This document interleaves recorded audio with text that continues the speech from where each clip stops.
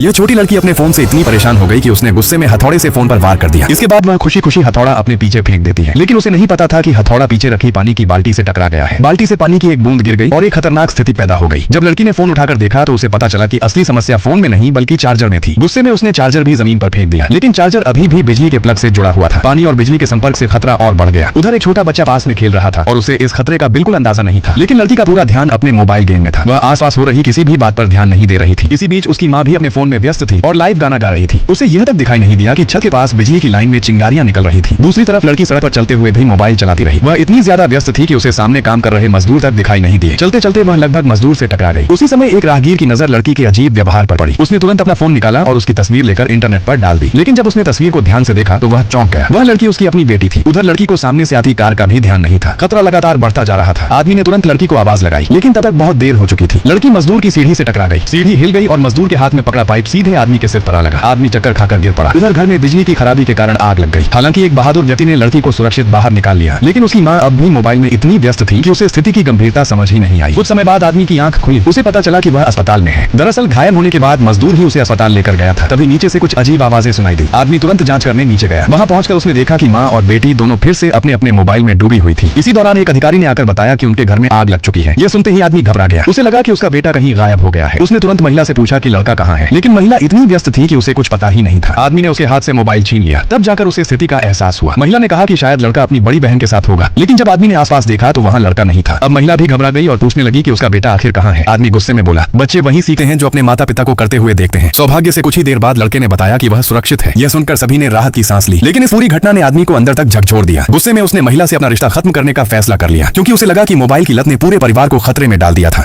बेटा, मैं संकट मोचन हनुमान हूँ। मैं तेरे सभी संकट दूर कर दूंगा। तू इस वीडियो को लाइक करके चैनल को सब्सक्राइब कर ले और कमेंट में जय श्री राम लिख दे।